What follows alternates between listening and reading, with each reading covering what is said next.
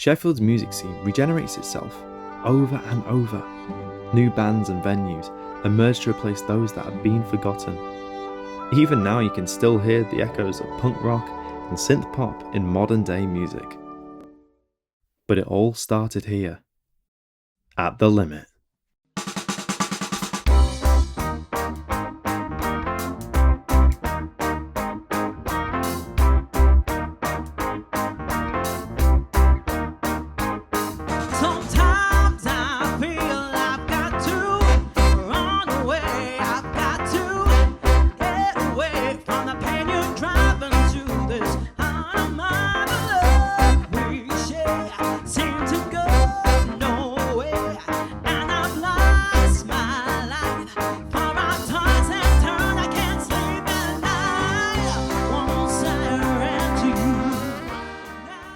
There's a real kind of legacy here, and for me, once I started digging, I realised, a place that really helped spawn the whole electro movement of Sheffield, and so many iconic Sheffield acts played some of their first gigs down there. Everybody from Def Leppard, Human League, Pulp, you name it. So it was like a who's who of Sheffield music. So I thought there's something in here. There's a real kind of story that needs telling here. So that set me off on that journey.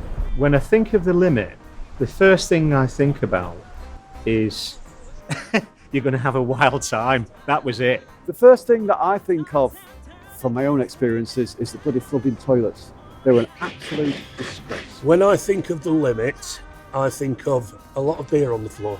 I could tell you a story about when I worked there. I was working behind the bar, and then they had a wine bar that was tucked over in the side. And anyway, I was working behind the bar this one night, and the way that the drinks, the beer dispensers, I don't know what they call them, pumps, whatever, was broken. So when you clicked it on once, it just stayed on, which was good because most nights you were, somebody come up and say, give me 10 points of lager or something like that.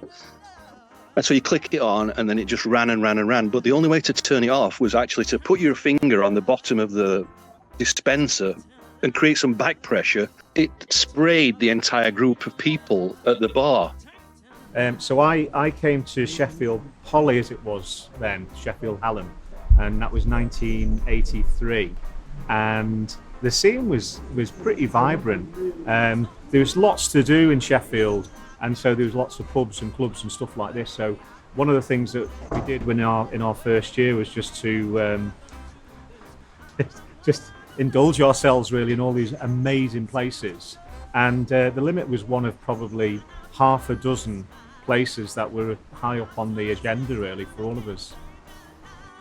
My friend who I used to flat share with, Paul Wayman, and he didn't want to come to the gig, and he thought, nah, it's a bit gay for me. That's what he said, in those days. And he said he thought I was gay, and I said, no, I'm not gay. And then as I was walking home, I'd be singing, "Don't you want me, baby?"